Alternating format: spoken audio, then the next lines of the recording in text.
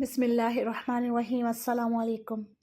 Every night Allah subhanahu wa ta'ala descends to the lowest heaven and calling out saying, what does he say?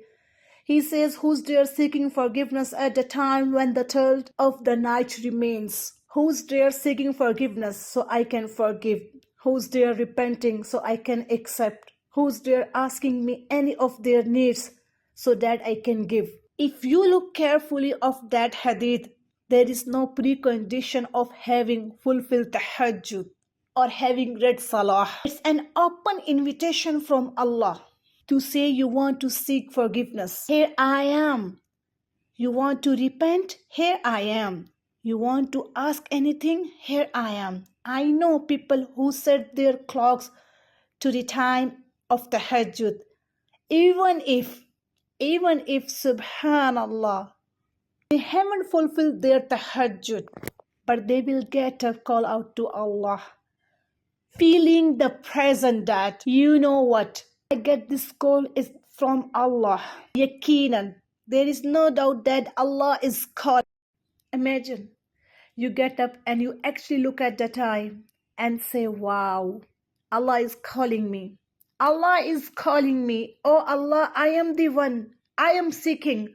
Oh Allah, forgive me. I want forgiveness. Oh Allah, forgiving me. I have a need. I am calling out to you. I know that you are here. Answer me. Call out to Allah.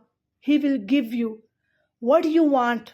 If it is tawbah and astaghfirullah, astaghfar, He will forgive you. Subhanallah. If it is anything else, He will grant to you. When He knows it's the right time, He will give you. When He knows it's the better for you, Subhanallah.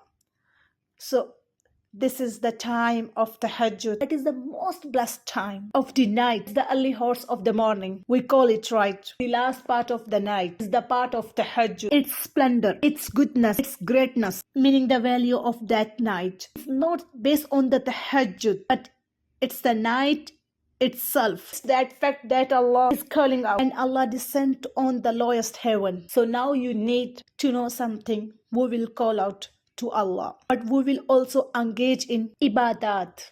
Ibadah meaning acts of worship. Call out to Allah. I need to thank Allah, praise Allah, subhanallah.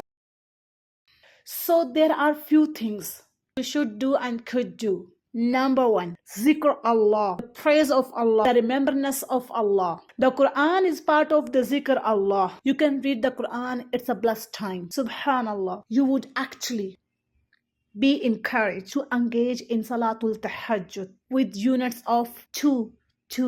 Salatul Layli, Masna. The Prophet Muhammad sallallahu alaihi wasallam says that the Salah of the night is reading its twos. Read them in two. That's the recommending the proper way of doing things. So you read them in two, but on the condition that you are doing it with your whole heart, no rush at all.